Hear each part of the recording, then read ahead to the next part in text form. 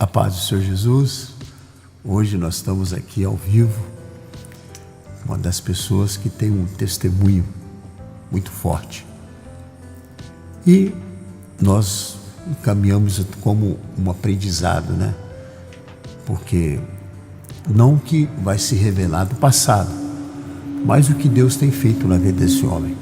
Hoje nós estamos aqui com o Dr. Leslie Veloso, é um dos cirurgiões odontológicos aqui da cidade de Tarana, um homem de Deus, convertido, um homem que Deus tem usado ele. Eu creio que nessa noite, você que está nos acompanhando, que está entrando ao vivo nessa live, vai receber muitas coisas vindo do céu. Amém. Ele fez a faculdade de odontologia no Rio de Janeiro, no ano de 97, né? E hoje é um cirurgião muito respeitado aqui na nossa cidade. E nós ficamos muito felizes de receber este homem de Deus, porque o evento da Rádio da Gospel é justamente proclamar, né, a vida, a ressurreição de Cristo e a transformação que Deus tem feito. Nós temos visto que nos dias atuais de hoje, temos visto tantas desapropriação que o homem está morrendo, está se cumprindo a palavra, onde Jesus disse que o amor de quase todos se esfriariam. Então hoje nós vamos acender essa chama do Espírito, vamos bater um papo com ele. Está aqui do meu lado o nosso irmão, Dr. Leslie Veloso. Boa noite, doutor. Pastor, um prazer enorme. Há muito tempo a gente já... Glória a Deus. A gente já vem ensaiando essa conversa, né? Sim. E por um motivo ou outro a gente acabou adiando por um bom tempo. Aleluia. Mas tudo no tempo de Deus. Hoje a gente está aqui para falar um pouco do agir do Espírito Santo de Deus na minha vida, que foi gigantesco. E eu estou aqui para, como a palavra nos pede, ser testemunha de Deus.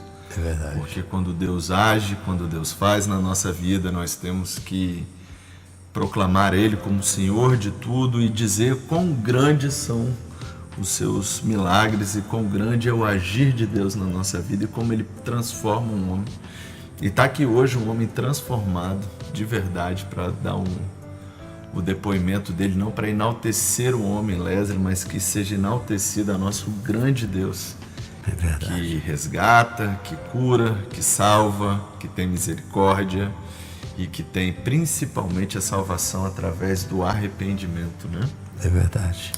Aproveitando, já que já abriu a porta para me perguntar, quando se fala de ressurreição, nós estamos falando de transformação, de renovo e a capacitação que vem, né, para o homem fazer a obra, o ID do Senhor. Nós gostaríamos de entender, de saber como aconteceu esse encontro com Jesus. Como é que foi esse? Fique à vontade. Você vai me dar uns bons minutos para isso. O canal é tudo. Você vai me dar uns bons Fique minutos. à vontade. Porque eu primeiro vou pedir licença a seus ouvintes para, caso eu me emocione, eu quero pedir desde já a compreensão de vocês, porque sempre quando eu falo da minha história e que eu lembro de quão grande Deus foi na minha vida, eu costumo até hoje me emocionar. E primeiro, para dizer como foi essa transformação, eu quero voltar um pouquinho mais, alguns passos no passado, para dizer aos irmãos da onde o Senhor me tirou, minha história, para a gente entender. Porque a maior parte das vezes a gente associa isso uma coisa até incondicional, não depende da gente raciocinar, mas a gente correlaciona a conversão de alguém quando ela está mal espiritualmente ou financeiramente, ou quando está caído, ou quando está acontecendo coisas ruins na vida dela e ela vai pela dor, né? E não pelo amor. É verdade. Primeiro eu quero dizer que comigo não foi muito bem assim. Na verdade foi, mas não para o homem na época que foi convertido. O homem na época que foi convertido, achou que estava nadando de braçadas, que estava no melhor momento da vida dele, que financeiramente muito bem, que à vista de uma sociedade tudo muito bem, obrigado, e satisfazendo os desejos da carne. Quando você está no engano, você acha que você está muito bem. Eu lembro de um dojão que você tinha. Um V8, né? Às vezes quando eu saía com ele para a cidade, Coisa fora. Esse homem tinha um carro que eu nunca vi, né? Eu creio que esse homem gastou, assim, não foi muito pouca coisa, porque tudo de bom ele tinha, né? Os melhores carros, né? Sempre foi esse homem educado, mas a gente vê que é um homem florado na pele, né? Eu começo a olhar o meu passado também, que a gente teve, né, doutor? Então, assim, só que o Wesley era um homem muito bem relacionado, né? Um cara que para ele nunca vi esse homem fazer diferença de ninguém, né? Nunca vi. E ele mandava naquele dojão, né? Um V8, um bebedor de gasolina, né? Dá continuidade, filho. E o que acontece? Voltando um pouquinho mais atrás, o Senhor tinha uma promessa na vida da minha mãe de que ela e toda a casa dela serviriam a Deus. E assim foi acontecendo, um a um. E eu era uma pessoa muito cheia de mim mesmo, muito orgulhoso, prepotente, uma pessoa que achava que as coisas que eu tinha, que eu conquistava, era graças a minha esforço próprio, a meu estudo, a minha batalha, o que eu fazia, o que eu deixava de fazer. Esse era o entendimento que eu tinha das minhas coisas, sabe? E alguns imóveis e propriedade, então... Mas por dentro eu não era uma pessoa feliz. Por dentro existia um vazio grande dentro de mim, que por mais que você conquistasse financeiramente, ou com prazeres carnais, ou com bebida, ou com festas, no outro dia aquele vazio continuava lá no mesmo lugar. E às vezes é difícil a gente entender o porquê disso, né? A gente não consegue ter essa... E minha esposa, engraçado, olha como as coisas são e como Deus tem um propósito na nossa vida. Minha esposa foi uma mulher que Deus levantou desde sempre na minha vida. Minha esposa é uma mulher que não bebe. Minha esposa é uma mulher cristã há muitos e muitos anos. Uma mulher que não é de sair. Uma mulher que é extremamente família, uma pessoa extremamente centrada e honesta. E eu, o oposto disso. Eu vivi em cavalgadas, em festa, em noite, em shows, muitas vezes só, muitas vezes sem minha esposa. Então você começa a abrir muitas brechas quando você faz esse tipo de coisa. É verdade. E você, né, achando que uma garrafa de uísque em cima da mesa, com energético, uma mesa cheia de pessoas que estão ali ao seu redor, você acha que você é uma pessoa benquista ou uma pessoa querida, ou uma pessoa amada por conta dessas coisas, que hoje a gente sabe que é um grande engano. Mas onde eu quero chegar com tudo isso? É que desde sempre houveram joelhos dobrados pela minha vida e eu tive muitos livramentos de Deus durante a minha vida. Eu era uma pessoa extremamente impulsiva, extremamente à flor da pele, uma pessoa que às vezes não tinha domínio próprio, deixava a ira falar mais alto por muitas vezes. E por conta desses traços de personalidade, eu precisei de muitos livramentos de Deus na minha vida. E hoje eu os entendo. Hoje eu entendo porque o Senhor tantas vezes me livrou.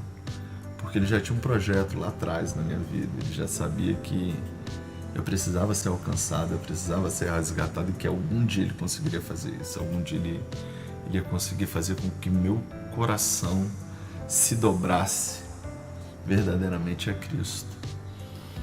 E dito isso, vamos passar a conversão propriamente dita, mas eu só queria deixar para os ouvintes claro que a minha conversão foi numa fase da minha vida que eu, carne, eu, homem, achava que estava nadando de braçadas, mas Deus, ele tem a forma dele de agir, né? Quando a gente acha que sabe tudo, que está podendo tudo, o Senhor tem uma forma de nos botar em nosso devido lugar, né? Eu já tinha ido com minha esposa em vários encontros de casais, sempre Mas, fui. Wesley, não querendo interromper, né? Eu já interrompi, mas olha Mas a gente só, tá aqui para bater um papo, esse exemplo, eu quero chegar lá, claro que nós queremos saber, né? Mas assim, você tem coisas mais profundas, eu quero que você, não que você desenterre o velho homem, mas essa cegueira espiritual, né, que estava na sua vida, hoje eu vejo um homem transformado, né? Nós vemos, né, a semelhança e o brilho do Espírito Santo de Deus na sua vida. Não é porque você está aqui, não. Você foi um homem de caráter, né? Você no mundo, você até ajudou a nossa família, né? Com os tratamentos dentários da minha filha. Eu lembro que você fez isso. Todo amor, todo carinho. Um homem respeitado, né? Independente de ser um mundano, um ímpio, mas é aquele homem de caráter. Aquele homem que, se ele chegasse lá, ele não está resolvido, eu vou resolver. Palavra. Eu quero que você explique como acontece a cegueira espiritual, né? Porque eu já tive em vários lugares que hoje eu não tenho coragem de mais, né? Nos constrange, né? Até de Fala saber pra que já gente. estivemos lá. Assim, eu dava muito vazão aos desejos da carne, né? Assim, de álcool, de bebida. Coragem. Aquele nada a ver, né? Ah, isso não tem nada a ver, e você vai indo. Eu sempre fui uma pessoa que, por muitas vezes comprei problemas alheios a mim mesmo para resolver. E sempre achei que era pela força, sabe? Sempre achei que as coisas se resolviam pela imposição da força própria. E achava que isso me fazia mais homem ou mais corajoso do que algum outro homem. E hoje a gente vê que não é nada disso, né? Que não é nada disso. Mas que Deus também, por outro lado, aproveita nossas melhores características na sua obra.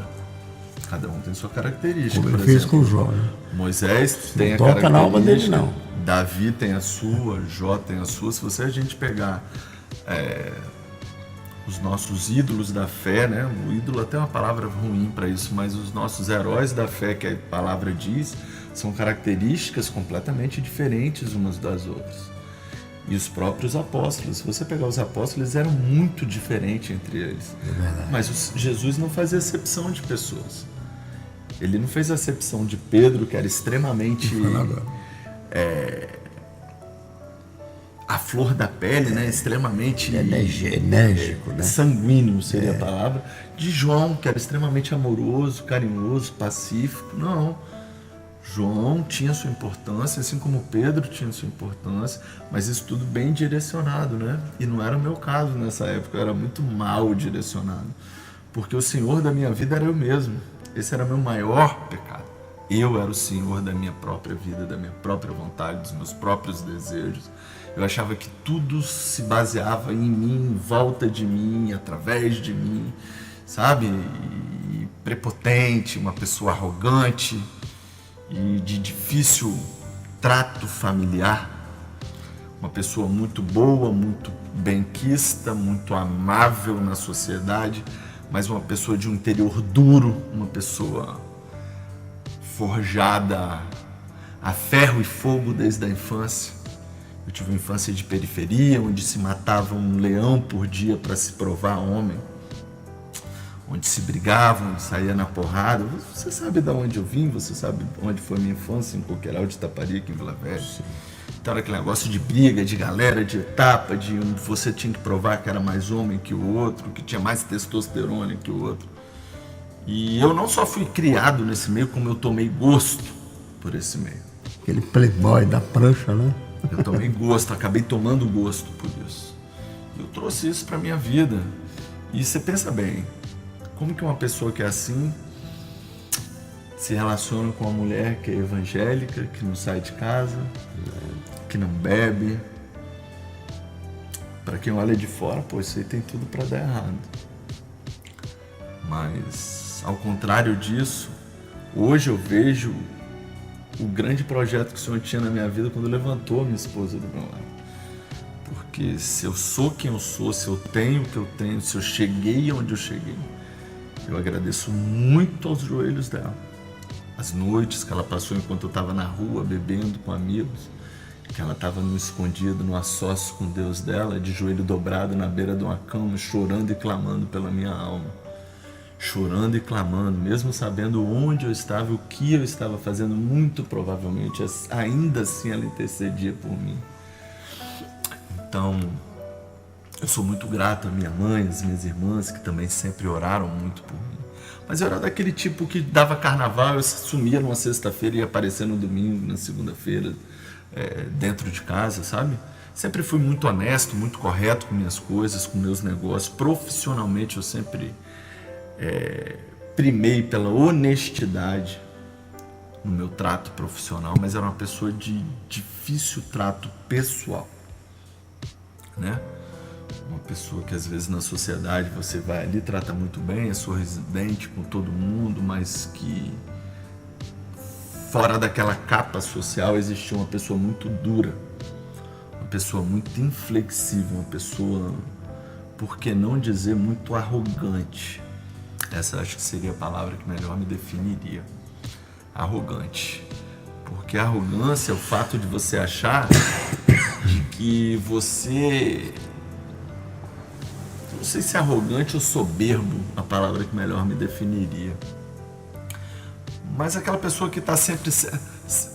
Você não discute para ouvir a visão do seu irmão. Eu discutia para impor a minha verdade. Meus argumentos eram para que no final daquela discussão eu saísse como vencedor dela. Eu tinha que sobrepor a outra pessoa pelo meu argumento, pelo meu raciocínio, pelo meu intelecto. Mas eu tinha que sobrepor, eu tinha que sobrepujar a outra pessoa. Então, são traços... Eu entendo que até assim, né? Você tinha uma certeza que estava cego espiritualmente, né? Quando você entrava numa situação com aquela arrogância, é porque você via a razão e o direito seu, né? Intocável, ninguém toca no que é meu. Hoje você tem o espírito de mansidão, de perdoar e deixar a pessoa se encontrar com os próprios erros, né? Eu estou entendendo, eu já fui assim também, Eu tinha que resolver agora, não era para depois não, é agora. E isso te dá uma falsa impressão de que você é mais homem do que alguém, sabe? Isso é triste, isso é muito triste, isso é muito triste. E hoje eu olho para trás e, sinceramente, eu sinto vergonha. Eu sinto vergonha de certas atitudes que eu tive, sabe? Porque quando você quer se sobrepujar alguém pela vaidade pessoal, muitas vezes você usa palavras muito contundentes. Você está mexendo lá no meu íntimo.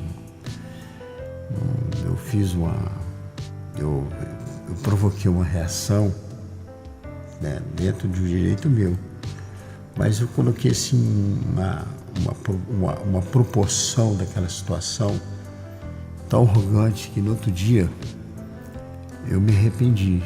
Eu estava certo, mas eu me arrependi daquele ato que eu agi. E era uma pessoa que ele gostava muito de mim. Eu fui lá pedir perdão a ele. Ele falou assim comigo, dentro desse contexto, ele falou assim: olha, a partir de hoje eu não quero nunca mais ver sua vida aqui dentro desse comércio meu. Entendeu? Eu tolerei você, que eu fiquei com medo.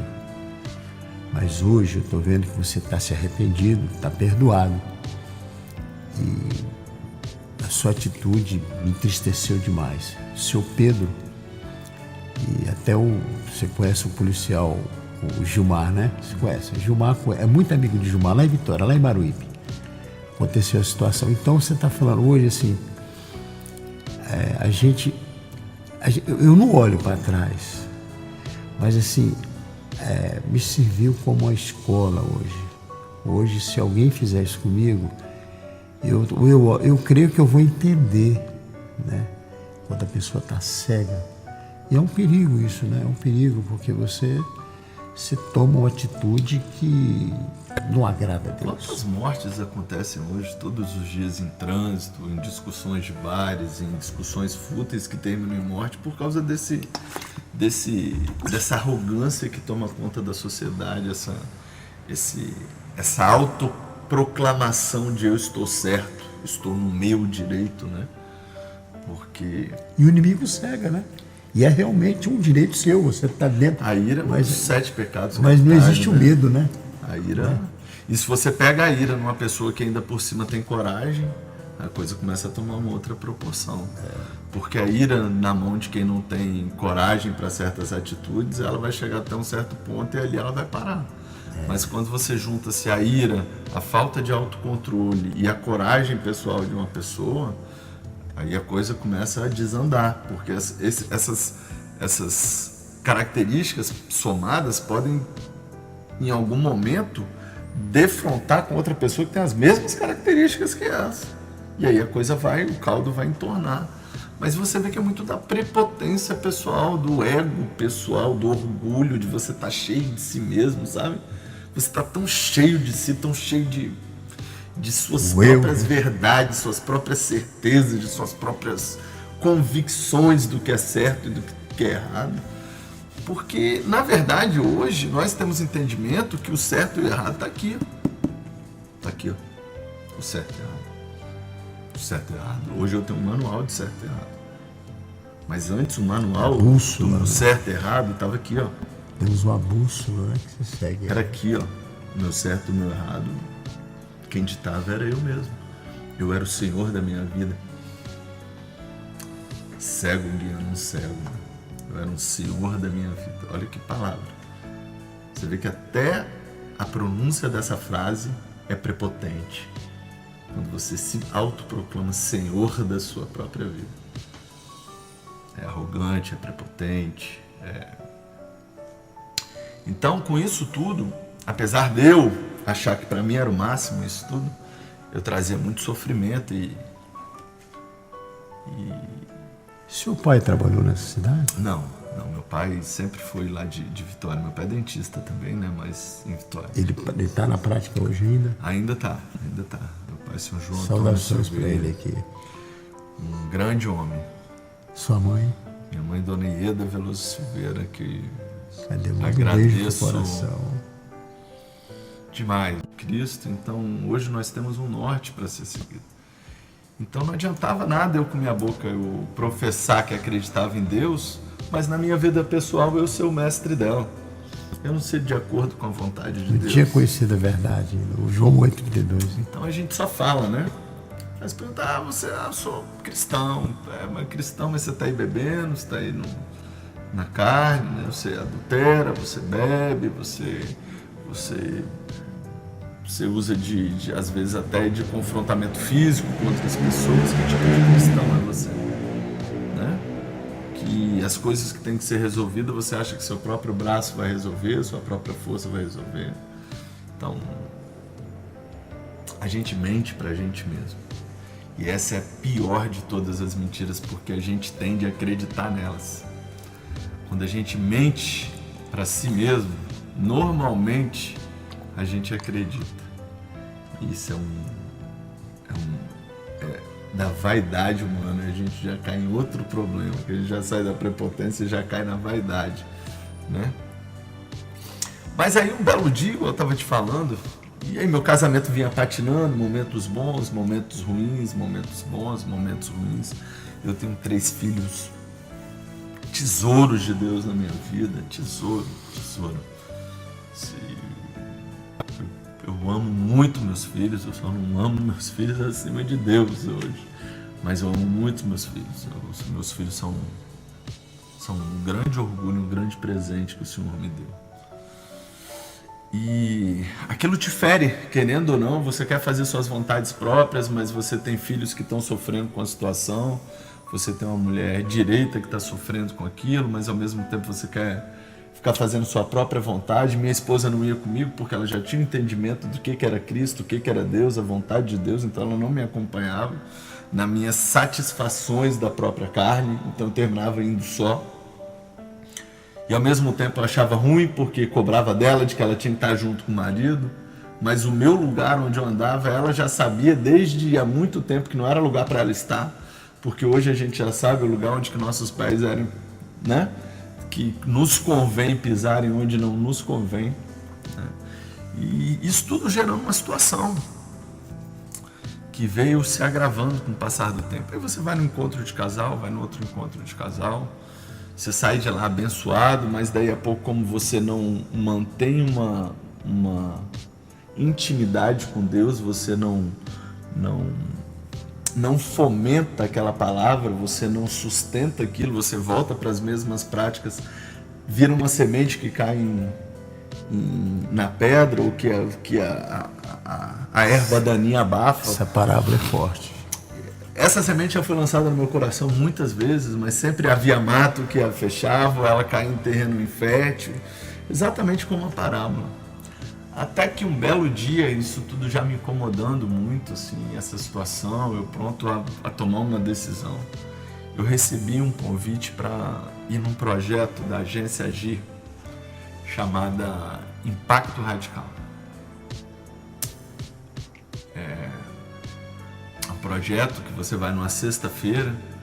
Já ouvi falar. Você já ouviu falar? Já. Pastor Leandro comentou isso. Isso. E fica lá até domingo. Um abraço, pastor Leandro, que Deus abençoe, né? Foi uma alegria de receber o senhor aqui. Volta aqui, tá? Uma ferramenta. E o maior diferencial, obviamente, que é uma ferramenta de Deus. Eu hoje volto lá sempre que posso, trabalho no projeto, trabalho na obra. Sirvo lá já mais de 20 edições que eu já voltei para servir. É uma ferramenta de Deus para com o homem, aquelas que Deus prepara e nos entrega. Mas eu também fui muito de coração aberto, sabe? Para falar assim, bicho, eu tenho que tomar uma decisão. Chega, ou né? vai ou racha, sabe? Chega, né? Vai ou racha. O vai ou racha, aquele 880, né? 880, eu tenho que tomar uma decisão na minha vida. Se eu tiver que ser, vai ser, mas se for mais um encontro daqueles, como muitos que eu já fui, que sai a mesma coisa, eu vou dar um jeito na minha vida. Na verdade, eu vou dar um jeito na minha vida, nada mais era do que, em outras palavras, vou dar vazão aos desejos da minha carne, né? E uma mulher de Deus ao meu lado não está me deixando dar vazão aos desejos da minha carne como eu gostaria de dar. Resumindo, era isso. A gente pode falar isso do aspecto masculino, de marido, de 500 formas bonitas. 500.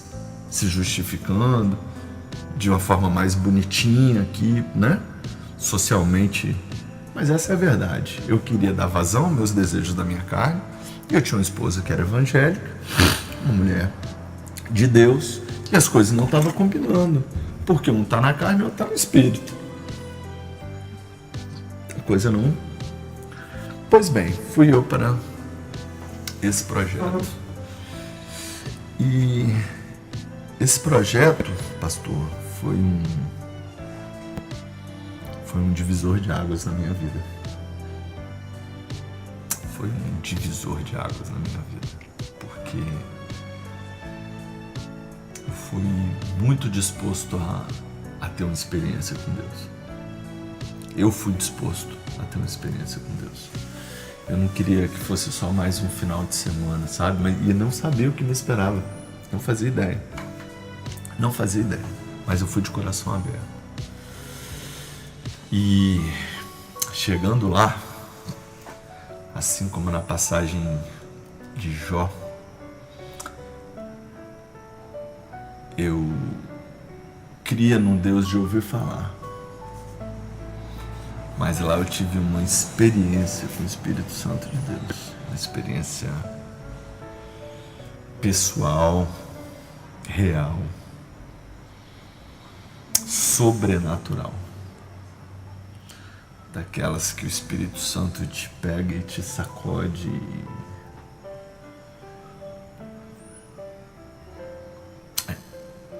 É um projeto onde o pano de fundo do projeto é a igreja perseguida, né? A igreja cristã perseguida é o pano de fundo do projeto, onde nós somos ministrados em vários aspectos da nossa família, da nossa vida, a nossa vida familiar, afetiva, etc. A nossa vida na igreja, nosso relacionamento familiar, com filhos, existem várias ministrações nisso tudo. Mas o pano de fundo é a igreja perseguida, como existe em outros países, né? Imagina que a gente estivesse num país muçulmano e nós somos cristãos perseguidos numa outra cultura. Esse é o pano de fundo. Pastor, o Espírito Santo me pegou pela orelha. Um grupo, nós somos divididos em grupo, né? Numa dessas ministrações eu comecei a chorar muito, a me comover muito, e outro irmão do meu lado, pastor, quem estava lá, falou que eu ministrei e profetizei 20 minutos na vida daquele homem, que eu contei aquela vida daquele homem do início ao fim, tudo que ele estava passando, tudo que ele estava vivendo. Eu entreguei. Deixa eu entender. Naquele evento que houve ali, né, o Espírito Santo te tomou. Exatamente. Quer dizer, ele tirou as escamas das suas vestes espirituais, né, e te deu aquele renovo e já passou a ser um instrumento dali. Eu aí, acabei aquele já não era um Leslie mais. Sem entender nada. Era o Espírito Santo. Jamais pensava que isso pudesse acontecer comigo. Tinha a menor expectativa disso.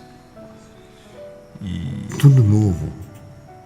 foi uma experiência assim que, quando eu terminei de falar na vida daquele homem, eu não lembrava de uma palavra do que eu tinha dito. Um grupo de, vamos dizer, umas 20 pessoas, do homem chorando, todo mundo em volta chorando, e eu não lembrava de uma palavra que eu tinha dito. Mas foi uma experiência interna tão grande assim, as escamas dos olhos caíram como se fosse de uma vez, sabe? Como se a minha visão do espiritual na hora se abrisse. Foi uma experiência sobrenatural. Não há palavras que eu possa... Ali foi a transformação? Ali foi... Não digo que foi a transformação. Foi um processo. Foi uma experiência, eu diria. Porque a transformação veio alguns passos depois. Foi a porta. Porque foi uma experiência que foi tão grande, tão... sem esperar, que eu fiquei meio em choque com aquilo. Sabe quando você fica em choque? Eu fiquei em choque. Foi um final de semana que, na semana seguinte, eu fiquei até mais dentro de mim mesmo, assim, sem conseguir falar muito, tentando digerir tudo que eu tinha ouvido, aprendido, assimilando tudo o que estava acontecendo. E eu estava numa situação no meu casamento que, como eu já havia dito antes, eu estava disposto ou fica ou vai, né? E a gente, com a história que eu estou te contando, e se a gente voltar alguns passos atrás, eu sempre fui uma pessoa muito confiante no meu próprio julgamento das coisas, da minha própria razão. No eu, né? No eu. Mas eu já estava na igreja nessa época, eu já vinha frequentando a igreja batista aqui. Quem era o seu pastor Taran. lá? Quem era o seu pastor? Era pastor Emanuel na época. Hoje é o pastor Elimar. Mas na época ainda era o pastor Emanuel. Eu já vinha frequentando os cultos. Lá nesse evento. Não, na verdade lá não tem um pastor, lá é um projeto de uma agência missionária, né? Agência Agir. Hoje o pastor Adilson, que está à frente do projeto, né? Que ele é hoje que está nos capitaneando, que está nos organizando. Mas são vários pastores que vão servir, várias pessoas, assim, vários...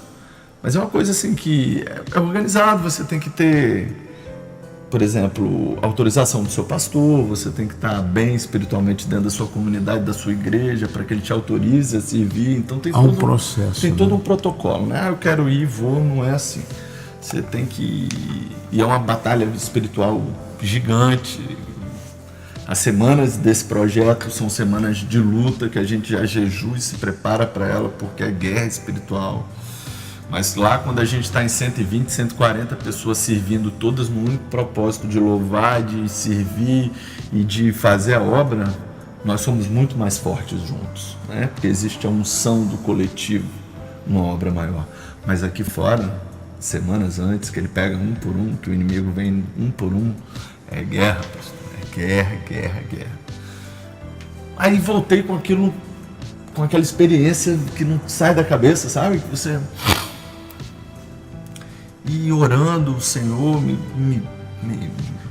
dá um direcionamento, o que foi aquilo que aconteceu, o que está acontecendo, e ao mesmo tempo buscando respostas. Pois bem,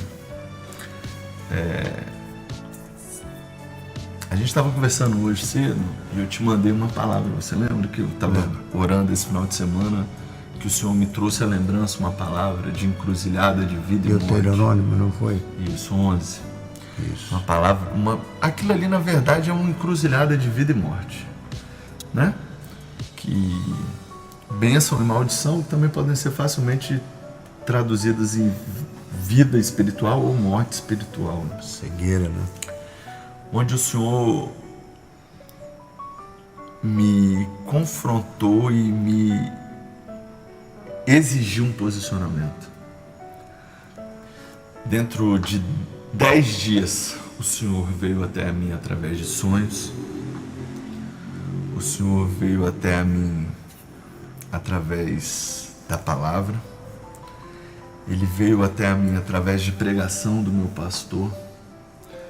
E ele usou a minha irmã, que é casada com o pastor da Assembleia, minha irmã Adriele, uma bênção na nossa vida, com o pastor Ronaldo, da igreja Assembleia de Deus Jair Moraes. Um homem de Deus, um homem sensacional, marido da minha irmã. Ele entregou em sonho a eles vieram de Aimorés aqui, sentaram comigo ali na BB, lembro como se fosse hoje. O Senhor me deu um sonho, que você está assim, assim, assim. E assim diz o Senhor. Tome sua decisão, para a vida ou para a morte. Escolha, né?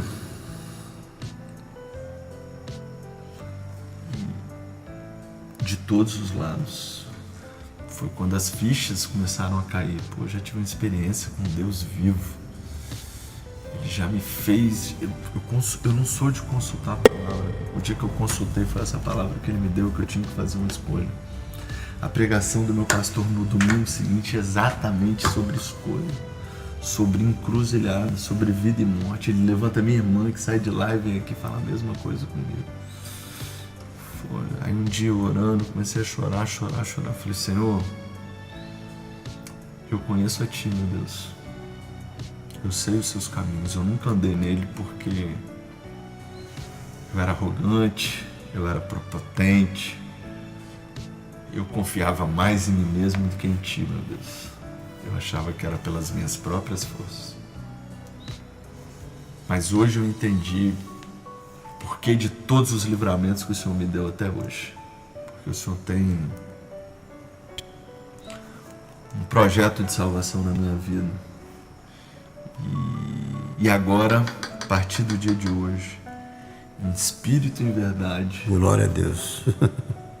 Eu entrego a minha vida, eu entrego o meu querer, eu entrego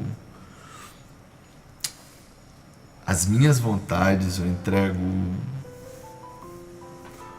o meu amanhã em Ti, meu Deus, que não seja mais por mim, porque esse eu tão grande que vive dentro de mim não tem espaço, não tem espaço para o Senhor morar dentro de mim.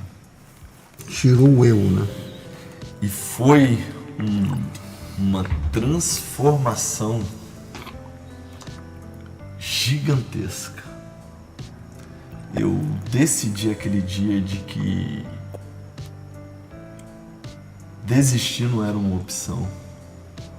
Retroceder, nem pensar.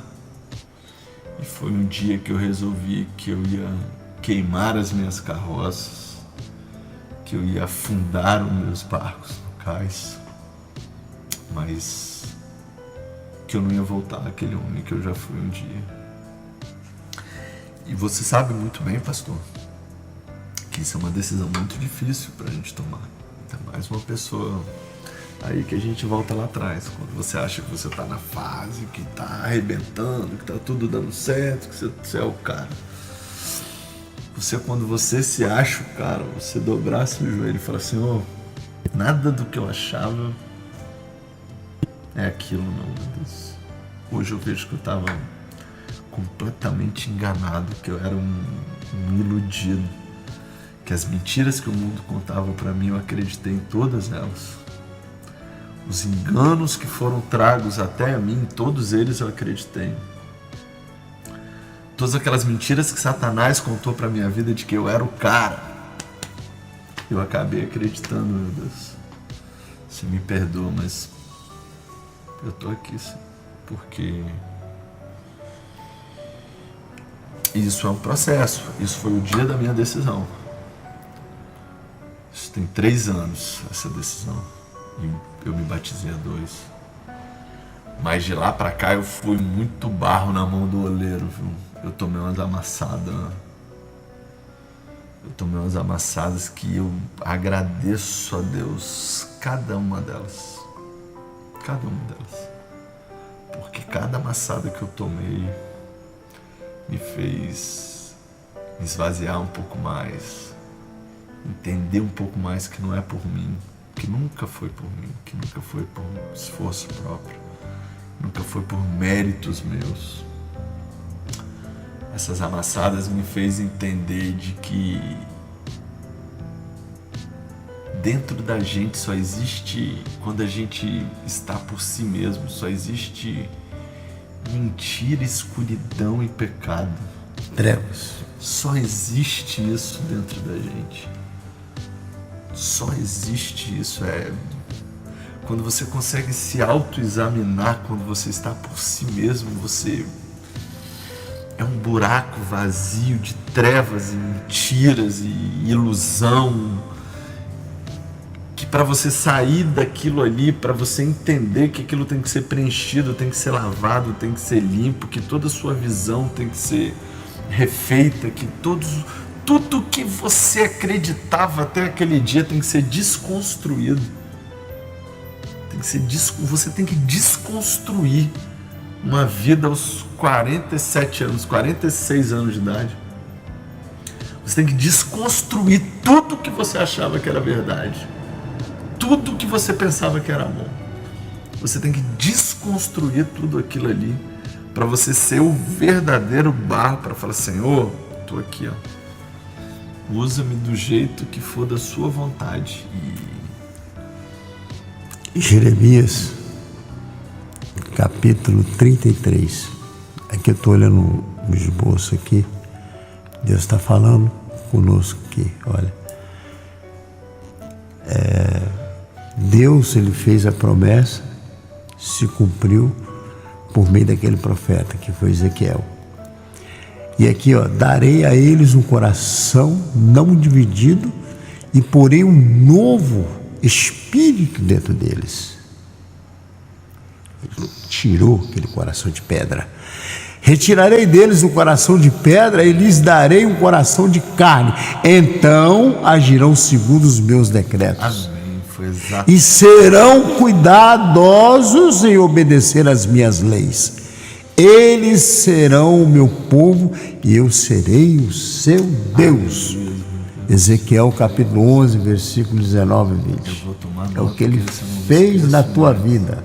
Eu abri a palavra, Senhor, o que eu falo para esse homem? Deus está falando aqui. Como sempre. Ezequiel capítulo 11, versículo 19 e 20. Pastor, então, foi isso aqui, foi essa palavra aqui. É um encontro que o Senhor fez com a minha vida, sabe? Mas a gente tem que permitir que Ele faça. gente tem que dar o permitir espaço que ele faça. Mas ele falou tão grandemente comigo. Teve um dia. A falta de entendimento espiritual é engraçado. Chega a ser engraçado agora olhando. Eu virei pra minha esposa no final de uma semana e falei: toma conta das coisas tudo, eu tenho seguro aqui, tem um negócio aqui, tem um negócio aqui. O Senhor tá falando tão grandemente comigo nos últimos 10 dias que eu acho que o Senhor vai me recolher. Eu falei: eu acho que o Senhor vai me recolher, porque o Senhor está falando grandemente comigo. Mas foi esse momento que ele viu que você... um esforço tão grande de falar comigo, eu acho que o Senhor vai me recolher. Eu entendo que ele foi um momento que Deus sabe, né? Ele sabe, né? Então ele deixou você enxergar que ele, a palavra que está falando aqui, entendeu? Obedecer os seus decretos, serão cuidadosos de obedecer às minhas leis. Hoje é o que o irmão, né, tem essa promessa, segurou ela, porque não é que Deus ele vai te provar que ele sabe de tudo, mas a prova é nossa, é nós que tentamos provar a Deus, né? O inimigo que joga a prova, você não vai não, sai fora isso aí. Então, como você se lançou nas águas, você deixou ele trabalhar, você permitiu, né? Você obedeceu os decretos dele e foi cuidadoso com a tua palavra. Hoje eu vejo até que essa palavra, para você que está ouvindo aí, né, um processo de um homem que saiu do mundo, né, e teve um encontro com a realidade, com Deus. E você? E nós? Né? Estamos aqui para justamente ter um cuidado e zelo com a obra dele. Né? E existe todo um processo posterior a isso, assim, que Satanás é sujo. Satanás, ele sabe o que aflige a alma de cada um. Satanás é um espírito muito antigo. Foi luz, né? Conheceu. Muito antigo. Ele com o rabo, ele derrubou um terço dos anjos do céu. Até lá Apocalipse. Antigo, e ele não perdeu sabedoria. Só que a sabedoria dele é usada pro mal, literalmente. Ele é o... E ele não é inimigo de Deus, ele é inimigo das nossas almas. Ele é inimigo da nossa salvação. Porque nós temos um Deus que é onipresente, onipotente, onisciente. Contra o nosso Deus ninguém pode, não há quem possa contra o nosso Deus. É verdade. Agindo Deus, quem impedirá? Então não é Satanás, não é ninguém que vai impedir. Quando Satanás foi expulso do céu, o Senhor não se deu nem o trabalho de tirar ele de lá. Mandou Miguel fazer isso. Então ele nunca foi inimigo do nosso ser. Ele é inimigo das nossas almas, da nossa salvação. Só que ele é extremamente sujo. Ele disse assim para o Ezequiel: porém meu espírito dentro de vós. Tipo assim, eu vou entrar dentro de você. Andeis nos meus estatutos. Você vai fazer isso aqui, o zelo daquilo que eu mandar, né? E observareis. Quer dizer, ele entra em você. Você permite que ele entre em você, né? Você vai andar nos estatutos, obedecer às leis do Senhor. E daí nós vamos começar a observar, né, ao redor, né, de dentro para fora, o que ele fez. É essa transformação que o irmão chegou. E foram muitas outras experiências sobrenaturais com Deus. E a reação da família? Agora vamos lá. É lógico, né? Qual o pai, a mãe, a esposa, os filhos, né? Ver assim, de repente, essa mudança assim, né? Porque hoje eu tenho certeza que a sua esposa está vendo essa entrevista, né? Ela está falando assim, poxa vida, que diferença, outrora, né? Onde estaria o Wesley na hora dessa? Pastor, você tem... Agora, você sabe o que é mais incrível? É mais perceptível essa mudança quando eu encontro pessoas que há muito eu não vejo, como amigos de faculdade, amigos de infância, amigos que eram amigos do velho homem, sabe? E pessoas que me conhecem no meu profundo. Mas esses não te procuram, Deus não permite, não. E vem, e às vezes a gente se encontra, conversa 1 hora, 2. Mas muda, no final, né? olha e fala assim, pô, você tá diferente, você realmente mudou muito. Eu falo, glória a Deus, para a honra e glória do Senhor. Porque eu já cheguei a ouvir assim, o que você fez se virou crente? Se não houver mudança, não houve conversão.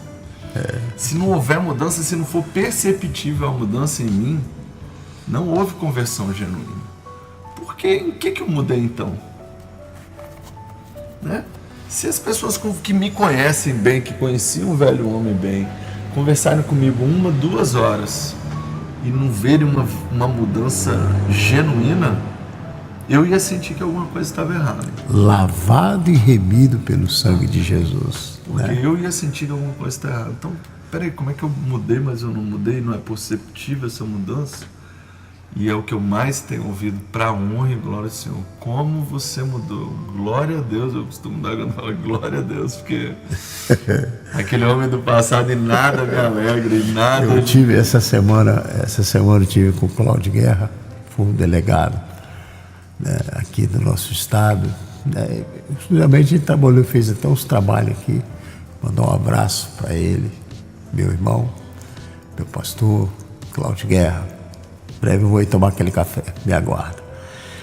Então, ele fala assim, hoje, para a glória de Deus. É um homem que foi muito polêmico, né? Então, assim, esse passado dele está morto, enterrado. Hoje, um homem transformado pelo poder de Deus. Fizemos um trabalho com ele, como está aqui o nosso irmão Wesley. Então, assim, ele fala assim, hoje eu sou um homem lavado e remido pelo sangue de Jesus. É lindo isso demais, né? As escamas caíram, né?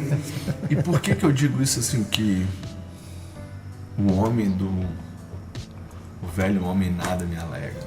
Porque eu creio no batismo do Espírito Santo, mas eu creio na remissão pelo arrependimento. Eu tenho como novo homem, como um filho de Deus de verdade, agora,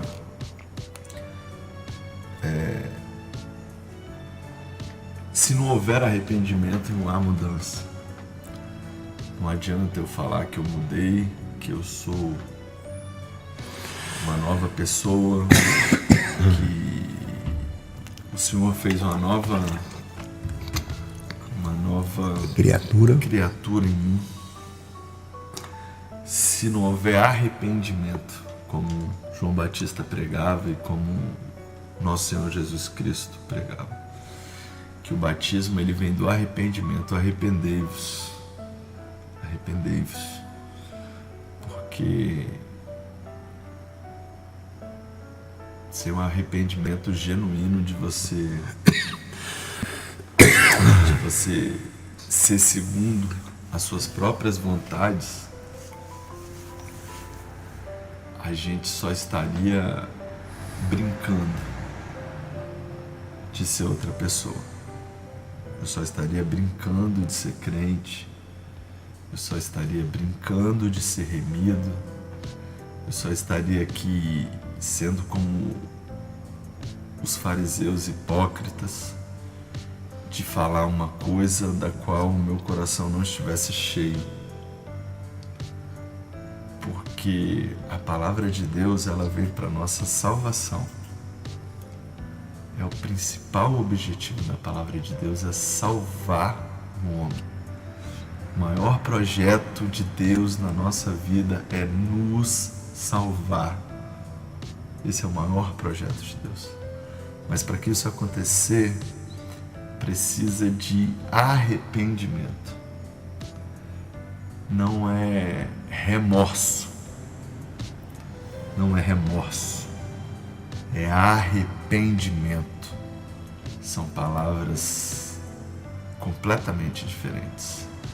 Remorso é você chorar pelo que você fez, você dizer que não faz mais, porque aquilo foi mal, porque o velho homem fez isso, fez aquilo, e daqui a pouco você vai lá e faz tudo de novo.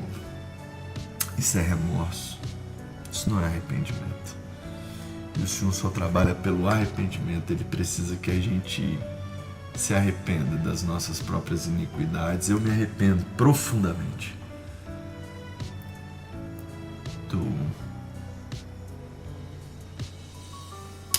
de tudo que eu fiz a minha família passar, de tudo que eu fiz a minha esposa passar, de tudo que eu fiz os meus filhos presenciarem. E eu não sou um mau pai, sou um excelente pai.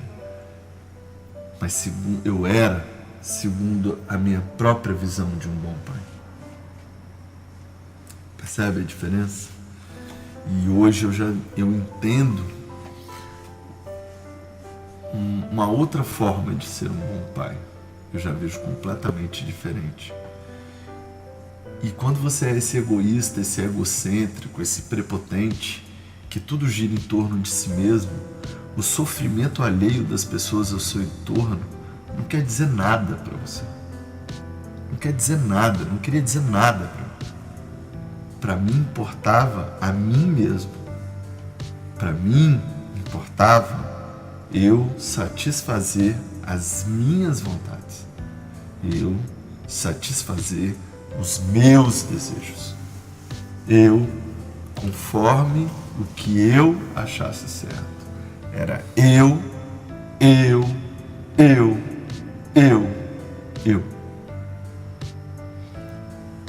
Isso é do que eu mais me arrependo.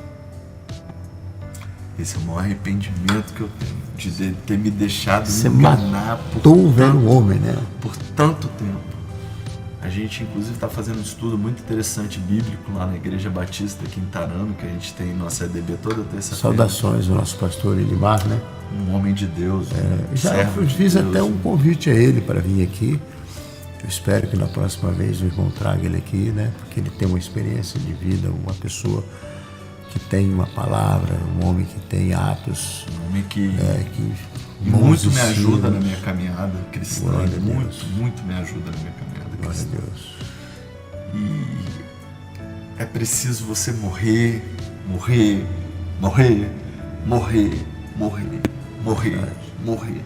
Todo dia você tem que matar o velho homem.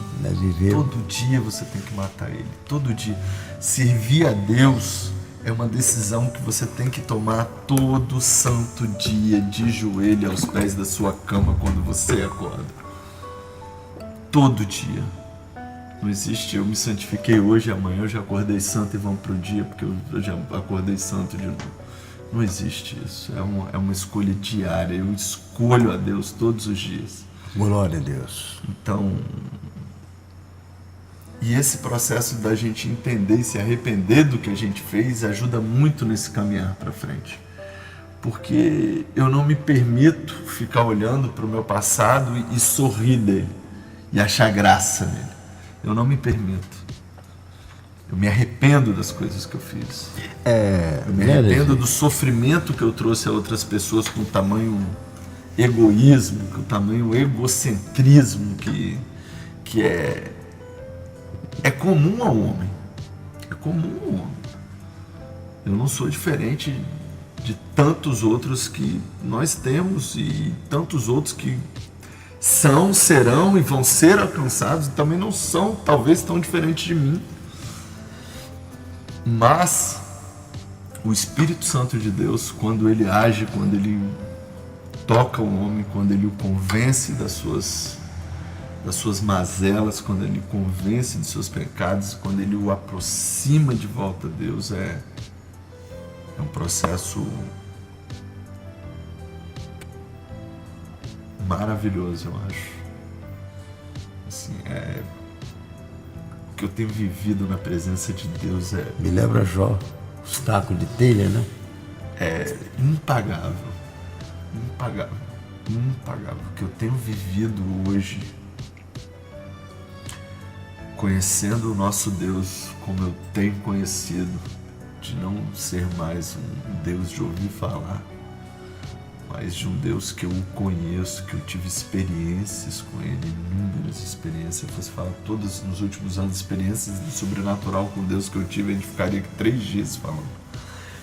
Então, todo esse cuidado que Deus tem, ao ponto de me entregar essa palavra através da sua vida aqui, pastor, qual a obrigação que Deus tem comigo, pastor? Quem sou eu? Nós estamos falando do Criador de todo o universo, dono do ouro, dono da prata, aquele que deu ao mar os seus limites, aquele que botou as montanhas onde elas estão, aquele que tudo fez, aquele que era, aquele que é, aquele que há de ser. Sempre será. Nós estamos falando do eu sou. É dele que nós estamos falando. Verdade. Como que ele tem um cuidado desse comigo? Agora eu quero que você olhe aquela câmera ali, se olhar nessa câmera, o que você fala para o jovem de hoje? O que você fala para essa humanidade perdida? Porque antes de você falar, nós estamos vivendo uns tempos difíceis, nós estamos vivendo uns dias terríveis, catastróficos, enfermidade, né?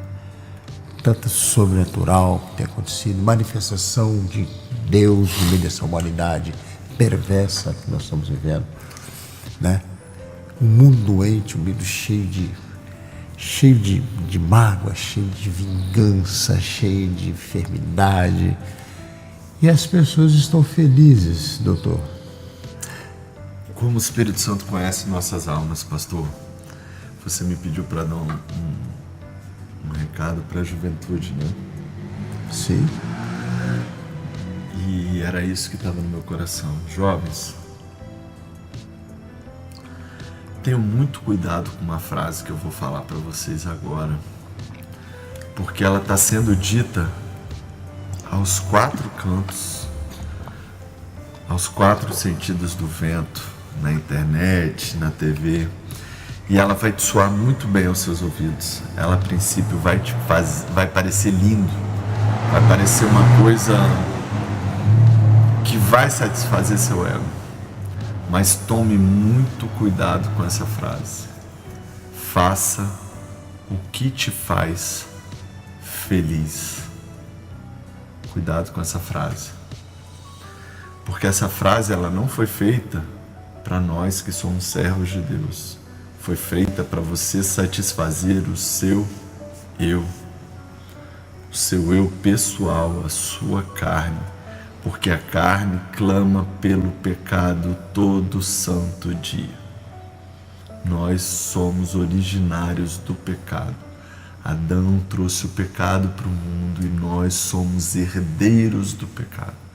Servir a Deus é uma escolha que demanda renúncia, uma escolha que demanda você abandonar o seu eu, a sua vontade própria, o seu entendimento, a sua verdade. E essa frase, faça o que te faz feliz. Lembre-se que você não é senhor de si mesmo, nem da sua própria vida. O último que achou que era senhor de si mesmo e da sua própria vida, ele foi expulso do céu com 1/3 dos anjos juntos. Nós somos filhos de Deus, nós somos servos de Deus, nós somos feitos para seguir a vontade do Pai. Porque pare e pensa comigo. O Senhor deixou 10 mandamentos simples. Simples. Quando Jesus voltou, ele ainda virou para a gente e falou: gente, ó, se você estiver achando ainda que esses 10 mandamentos que eu deixei para vocês seguirem a vontade do Pai estiver muito difícil, eu vou deixar um só para vocês. Amem uns aos outros como a si mesmo e a Deus sobre todas as coisas. Então você pensa bem, se você conseguir amar o seu irmão como a ti mesmo, você não vai matá-lo, você não vai roubá-lo, você não vai trair ele com a esposa dele, você não vai querer um bem que é dele, você não vai levantar falso testemunho dele, você não vai jurar falsidades contra ele, né? Então, são coisas simples. Se a gente seguisse o projeto de Deus da nossa vida, não haveria fome, não haveria guerra, não haveria mazelas que existem hoje, não haveria esse enormidade de disparidade social, porque você faria para o seu irmão o que você gostaria que alguém fizesse por ti. Então essa frase, faça o que te faz feliz, ou seja, resumindo, dê vazão à sua própria carne, ao seu pecado, para que ele se satisfaça, vai levar muita gente para o inferno. Então, se eu pudesse dar um conselho para vocês jovens hoje, faça o que o nosso Deus irá ficar feliz. Faça segundo a vontade do nosso Pai. Faça segundo a vontade do nosso Criador. Faça segundo a vontade do Criador do universo, daquele que entregou o seu único filho e amado filho para morrer por mim, por você, para que nós pudéssemos um dia ser salvos numa vida eterna na presença de Deus. A vontade dele é boa, perfeita e agradável. A nossa própria vontade nos levará para o inferno. Essa é uma dura realidade, jovens, mas precisa ser dita. Se eu pudesse dizer alguma coisa para eles, meu irmão, seria isso. Glória a Deus. Eu quero pedir, ao Dr. Leslie que faça oração, para os nossos telespectadores. Esse vídeo vai ficar na grade da Rádio da Gospel e agradeço desde já a presença do servo de Deus, um homem de Deus. Vamos ter mais vezes aqui, com certeza, para nos trazer uma palavra edificante. E deixamos aqui o encerramento de uma oração para o nosso coração, nesses dias difíceis, dias de luta, de batalha. Que venha o Espírito Santo de Deus operar, em nome de Jesus. Amém, amém. Dias onde a profecia vem se cumprindo, Que dias difíceis nós estamos, mais difíceis ainda enfrentaremos. Não porque eu quero, não porque eu seja pessimista, mas porque assim diz a palavra do meu, do seu, do nosso Deus. E a gente precisa ter um entendimento que para que nosso Salvador Jesus venha voltar e recolher a sua igreja, as profecias apocalípticas precisam ser cumpridas. E é o tempo que a gente está vivendo, onde uma Babilônia, um sistema babilônico está se levantando em todo o mundo. Verdade. E não é político, religioso, nem financeiro, é todo um sistema, ele está se levantando em todo o mundo, assim como diz a palavra. Profético, E por mais que a gente tente lutar, tente defender os nossos ensinamentos, por mais que a gente tente defender a nossa família, por mais que a gente tente blindar a palavra, blindar os ensinamentos de Deus, propagar os ensinamentos de Deus, o que está escrito se cumprirá, porque céu e terra passarão, mas a palavra não passará, será cumprida. Porque nós cremos no nosso Deus, nós cremos na palavra de salvação, e a gente não pode pegar a Bíblia e simplesmente selecionar o que nos serve, o que para nós é bom e o que para a gente é ruim, desprezar. A Bíblia é um pacote completo. Quando você aceita e crê nela, é do primeiro ao último livro. Você tem que simplesmente crer, que é o que Jesus mais nos pediu, simplesmente creia. Todo milagre que ele ia fazer na vida de alguém, ele perguntava: você crê? Então,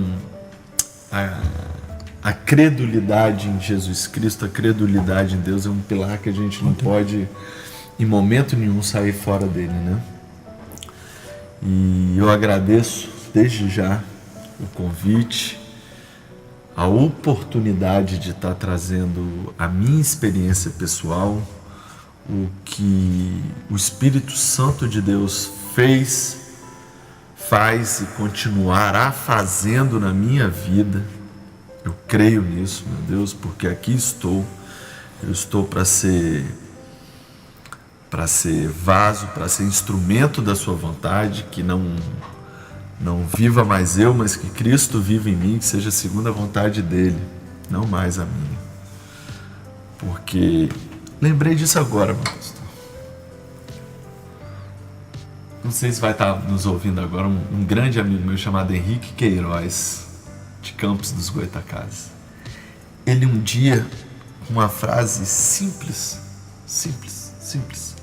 tão simples quanto as parábolas de Jesus, ele definiu para mim o que é a minha vida cristã. Ele virou e falou assim: Leslie, você sabe quando a minha vida realmente começou a dar certo? Eu falei: não, Henrique. Quando eu saí de trás do banco do motorista da minha vida e sentei no banco do carona. E eu dei o banco do motorista da minha vida para Deus. Porque sempre quando eu estive atrás do volante da minha vida tentando direcioná-la, eu só fiz besteira na minha vida. A minha vida só foi no rumo certo e só começou a dar certo quando eu tive a humildade de sentar no banco do carona e entregar a direção da minha vida para Deus. Aí a minha vida começou a dar certo. Ele definiu uma frase simples. Tudo que eu penso e sinto da minha caminhada cristã.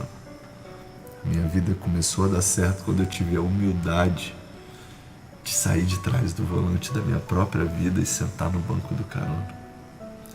E entregar completamente a direção da minha vida para Deus. As coisas tomaram uma outra direção, um outro rumo, uma outra paz, uma outra... Lembra aquele que eu falei lá atrás, de que você faz e o vazio continua lá? Eu não sinto mais esse vazio dentro de mim. Eu não tenho mais esse vazio lá. Esse vazio foi completamente preenchido e eu entendi de forma plena de que nunca foi a bebida, nunca foi o dinheiro, nunca foi as festas, Vaidade, né? nunca foi as noitadas, nunca foi. A vaidade, né? Eu só perdi meu tempo acreditando nas mentiras que o mundo contava para mim. Aquele vazio só seria preenchido de verdade quando eu abrisse meu coração e a minha vida para o nosso Salvador entrar. Aí sim eu tive aquele vazio preenchido. Começou a observar, né? Ele entrou dentro de você. Porque se isso satisfizesse, pastor, a pessoa beberia uma noite só, sairia uma noite só, faria farra uma noite só, estaria satisfeito no outro dia, não precisaria fazer de novo.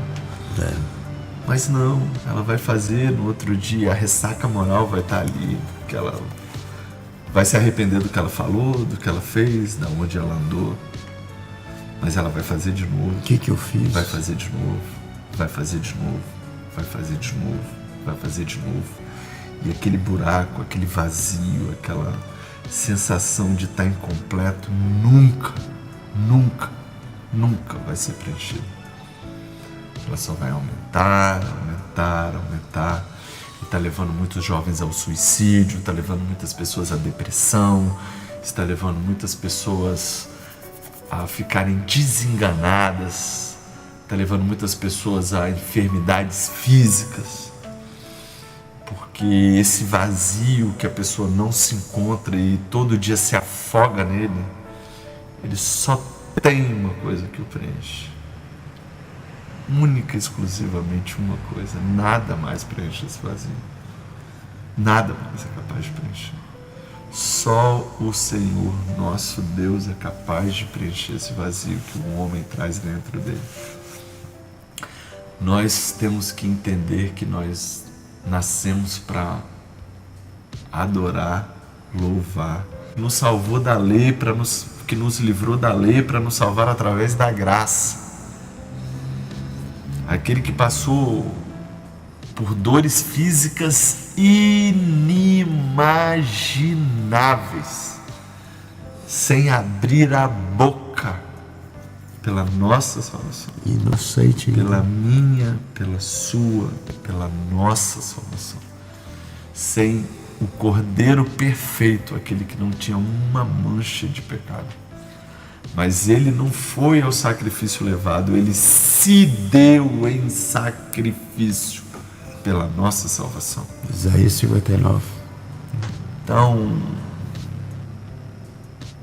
é tempo da gente repensar nossos valores, é tempo da gente repensar a nossa caminhada, como a gente quer viver nesse mundo. Por um momento, faça uma reflexão. Como seria esse mundo inteiro, como humanidade, se a gente realmente seguisse o que está na Bíblia? Como seria a humanidade? Será que haveria tantas guerras? Será que haveria tanta fome? Será que haveria tanta miséria? Será que haveria tanta brutalidade que a gente vê aí hoje em dia? Se a gente cresce e seguisse essas palavras de salvação? Então, qual o melhor caminho para a humanidade? Qual o caminho que aponta na humanidade que nos salvaria de toda a perversidade que é oriunda do ser humano? A gente converter os nossos corações a Deus e entender que aqui está o melhor caminho. Aqui está o melhor caminho para você ser uma melhor pessoa, para você ser um melhor marido, um melhor pai, um melhor filho, um melhor vizinho, um melhor profissional. Basta seguir o que está aqui. Esse aqui é o manual da nossa vida. A vida veio sim com manual de instruções. Esse aqui é o manual de instruções, a Bíblia Sagrada. Só que a gente precisa ler, estudar, se debruçar sobre ele, refletir sobre ele, pedir a Deus entendimento sobre ele. Buscai a Deus de todo o seu coração, que tudo mais lhe será acrescentado. Parece simples, né? Há tempo aí, né? Há tempo, mas as trombetas a cada dia se aproximam. Já existem guerras e rumores de guerras, e a terra já está em dores de parto, há fome em todo lugar, há terremoto em todo lugar, há desastre em todos os lugares. Os sinais estão aí, meus irmãos. Cristo vai voltar. Arrependei-vos. Se eu pudesse dizer uma só palavra para aqueles que ainda não se converteram de todo o seu coração a Deus, e eu digo isso para aqueles que estão na presença, aqueles que não estão na presença, aqueles que vão, que não vão à igreja, aqueles que têm 1, 2, 10, 15, 20 anos de igreja, mas que ainda não se converteram de verdade, de todo o coração a Deus. Arrependei-vos. Buscai a Deus enquanto ele ainda pode ser achado. Nós ainda estamos no tempo da misericórdia de Deus. Deus ainda está de braços abertos para nós. Deus não quer saber do seu passado, não quer saber dos seus pecados, não quer saber do que você fez. Ele quer que você converta seu coração de toda a sua própria vontade, de todo o seu coração e em verdade para Ele. O Senhor tem uma promessa de pegar todos os seus pecados e jogar ele no mar do esquecimento. Não há ninguém que não possa se converter a Deus. É mentira, pastor, isso? Ou a palavra da salvação nos diz isso? Verdade. O Senhor não faz acepção de pessoas. Nosso Deus não faz acepção de pessoas. Nosso Deus não é um Deus de prevaricação. Nosso Deus é um Deus que é amor. Nosso Deus é um Deus de misericórdia. E o maior projeto de Deus em nossas vidas é nos salvar. Esse é o projeto de Deus. Agora. Enquanto é tempo. Buscar enquanto ainda possa achá-lo. Buscar enquanto é tempo. Não acha que pode ser amanhã, depois de amanhã. Não, eu vou deixar um pouco mais à frente, porque a morte chega como um ladrão. E ninguém nessa terra vai ficar para semente. Todos nós estamos fadados a morrer. E a gente não sabe quando a gente vai morrer, nem como a gente vai morrer. Eu não estou aqui apregoando a morte, nem desejando a morte de ninguém. Mas é um fato de que todos nós estaremos expostos e passaremos por esse portal. E a gente só tem uma oportunidade de se arrepender enquanto estamos vivos. Porque disso se trata o livre-arbítrio. O homem tem que se voltar a Deus de sua própria vontade, por livre arbítrio. Porque a palavra diz: eis que baterei em sua porta. Se abrir, entrarei e cearei contigo. Isso é promessa de Deus. Isso é palavra de Deus. Deus não é homem para mentir. Então basta a gente abrir a porta dos nossos corações, abrir a porta das nossas vidas, buscar a Deus. A gente tem muitas igrejas sérias na nossa comunidade, muitos pastores sérios na nossa comunidade. Eu não estou aqui apregoando nenhuma religião em si. Deus pode ser encontrado em muitas religiões sérias que existem por aí, né? Mas busquemos a Deus, meus irmãos. Busquemos a Deus, porque temos o risco também das falsas profecias. Exatamente. As heresias que têm acontecido, né? Discernimento. Não podemos deixar de falar isso. A palavra isso. também diz que muitos falsos profetas se levantariam. Que muitos diriam: expulsei demônios em seu nome, fiz milagres no seu nome, curei cegos em seu nome. E o que Jesus vai falar para esses falsos profetas, pastor? O mundo está procurando mais hoje um Jesus banqueiro, né? Um Jesus financiador, né? Da prosperidade, né? A teologia da prosperidade. Essa falsa teologia, né? É a teologia do mamona. Para você conseguir o dinheiro, né? Deus é simplesmente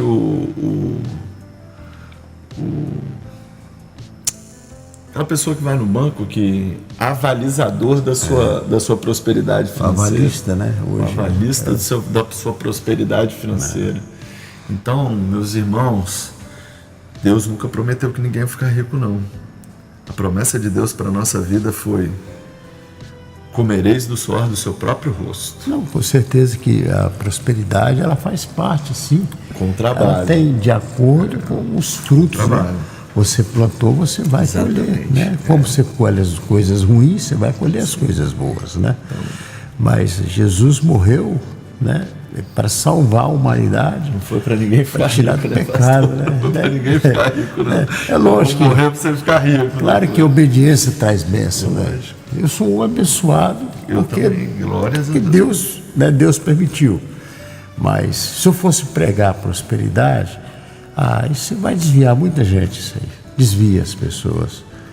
Eu falo sempre assim, a obediência que gera a bênção. Né? Principalmente a fé de ninguém, porque quando você começa a falar isso, com muitas, né, muitas denominações aí fazem isso, você começa a qualificar então quem é próspero tem muita fé e quem não é tem pouca fé. Porque se sua fé te faz prosperar, então subentende-se que quem não prosperou tem menos fé. O que não é verdade, pastor. Não é verdade. Tem pessoas aí humildes que às vezes não têm condições financeiras tão boas quanto a minha, que tem uma fé talvez muito maior que a minha. Talvez não, com certeza as pessoas vão existir que tem uma fé muito maior do que a minha. Então a fé não se qualifica por conta bancária, porque o Senhor nosso Deus diz também: fazei por ti que eu te ajudarei. Então consagre as suas coisas a Deus, consagre os seus esforços a Deus, trabalhe, lute, estude. Conhecer o centro da vontade de Deus. Eu costumo dizer assim, é uma colocação meio fácil de entender. Eu falo assim: é pecado você ir na padaria e comprar um pão? Não, não é pecado. Agora você quer ver mudar? E se Deus não quer que você vá à padaria? se torna-se desobediência. A desobediência se torna o quê? Você não conhece a vontade de Deus. Se você é servo de Deus, você vai perguntar a Ele: Senhor, eu posso ir comprar? Quer dizer, o barco, a direção daquele carro que o seu amigo lá deixou, que ele quis dizer assim: hoje quem me dirige é Deus. Eu tenho certeza que ele pergunta: Senhor, eu posso fazer isso? Consagre todas as suas coisas a Deus. Né? Entendeu? Então é um pecado, é um ato que não é pecado, se torna pecado por falta de obediência. Não é verdade? Tudo posso, mas nem tudo me convém. Me convém. Tudo posso, mas nem tudo me convém. E o que me limita o que me convém, o que não me convém? A palavra. É verdade. Por isso que a gente tem que ter entendimento da palavra. O apóstolo disse em 1 Coríntios, capítulo 4, versículo 20, que diz assim, que o reino de Deus, ele não se consiste somente na palavra, mas no poder. Porque a palavra busca o poder é supremo, é a glória. Né? E a palavra sem as obras, ela é morta. Morta. Diz a palavra. Tiago, a palavra diz que a palavra sem obras é morta. Não adianta eu saber todo o endereço da Bíblia da frente para trás, para frente e não praticar nada do que está ali. Eu vou ser um expert do que está escrito aqui, mas eu não botei nada em prática na minha vida, né? O conhecimento, ele é muito bom.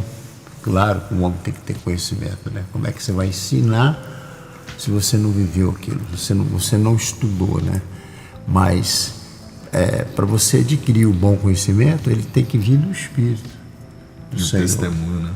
Do Espírito Santo. O apóstolo Paulo, se for preciso, pregue.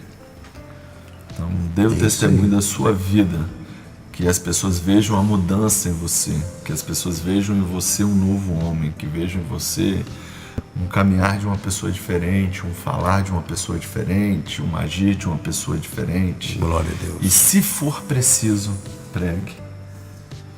Como Amém. já diria um sensacional apóstolo Paulo, um homem que eu sou admirador.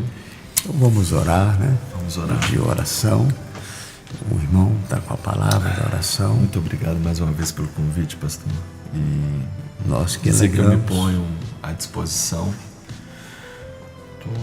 Estou aí para compartilhar tudo que Deus tem feito na minha vida, tudo de bom que eu tenho recebido, todas as graças que eu tenho recebido. Glória e por isso, glória a Deus. Não por isso eu louvo a Deus, porque eu estaria louvando a Deus pelo que Ele faz, e nós louvamos a Deus por quem Ele é.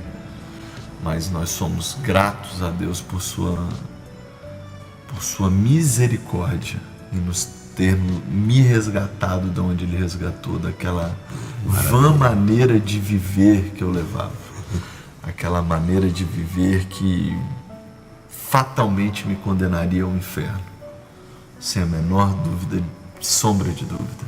Glória a Deus. E nós, como os cristãos, nós vivemos sobre uma promessa de vida eterna, de ver o nosso Deus face a face, de ver o nosso Criador face a face, de um dia poder estar louvando e adorando e podendo estar cantando cânticos no mar numa multidão de pessoas tementes a Deus, no mar de gente, no mar de pessoas que renderam seu coração em algum momento a Deus. E é com essa promessa no meu coração que eu vivo todos os dias da minha vida. Glória a Deus. Porque assim como os hebreus tiveram que passar 40 anos no deserto para chegar na terra prometida, nós estamos no nosso deserto. Cada um tem a sua medida de deserto, cada um tem a sua cruz conforme a sua força, mas todos nós estamos no nosso deserto. É verdade. Mas nós estamos no deserto cientes de que existe a terra prometida e que, segundo a vontade de nosso Deus e com as obras, não só com a palavra, um dia a gente estará lá nessa terra prometida. E o maior sacrifício já foi feito, para nos resgatar. Ficou ali na cruz, né? Exatamente. Essa janela de oportunidade que nos foi dada por Jesus, a gente não pode deixar passar, né? É verdade. A gente não pode deixar passar em vão tamanho sacrifício que Jesus fez por nós, para que a gente pudesse ser alcançado e resgatado e remidos, né, pelo sangue de Jesus. Então vamos orar, meus irmãos. Oramos ao Senhor.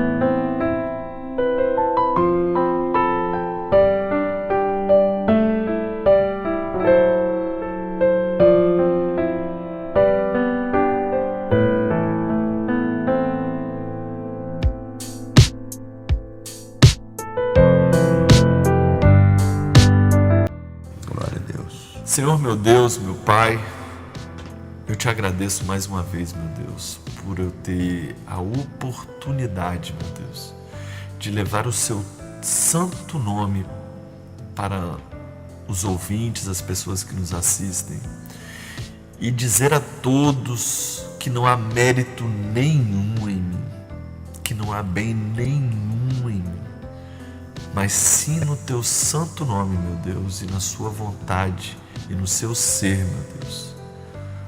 A ti toda a honra e toda a glória e todo louvor para todos sempre, meu Pai, pois tu és o eu sou da minha vida, Senhor. Tu és o que era, o que é, o que há de ser, Senhor. Tu és o mesmo que abriu o mar vermelho, meu Deus. Tu és o mesmo que era uma coluna de fogo durante a noite para o teu povo, Senhor. Tu és o mesmo que era uma coluna de nuvem durante o dia, meu Deus. Glória a Deus. Tu és o mesmo que sustentava o seu povo no deserto com maná, Senhor, que fazia com que suas roupas não gastassem, que suas sandálias crescessem junto com os pés das crianças e que não se gastassem, Senhor. És o mesmo Deus de Moisés, de Jacó, de José, Senhor. Tu és o mesmo Deus de Abraão, o Senhor é o mesmo Deus que fazia milagres e continua fazendo e sempre fará pelo teu povo, Senhor. Eu sou grato, Senhor, pelos milagres recebidos em minha vida, Senhor, pois eu era um cego e tu me curaste, meu Deus, quando eu passei a enxergar a ti na minha vida, Senhor, pois eu era um paralítico, meu Deus, o Senhor me curou quando eu passei a andar em sua direção, meu Deus, tendo o Senhor como foco, meu Deus. Eu era um surdo, Senhor, porque eu não ouvia a tua palavra, meu Deus, e hoje eu ouço, Senhor. Todos esses milagres e maravilhas fizeste em minha vida, Senhor, e por isso eu sou grato, meu Deus. Eu quero pedir, Senhor, para que suas bênçãos cada vez mais nos alcancem, Senhor, porque és um Deus que quer o bem do teu povo, Senhor, pois a nossa promessa, vivemos sobre a promessa de vida eterna, e bem maior ninguém pode fazer por nós, Senhor, do que uma vida eterna ao seu lado, meu Deus. Por tantas benesses nas nossas vidas, Senhor, e por ser quem Tu és, nós Te agradecemos, Te louvamos e Te bendizemos, Senhor.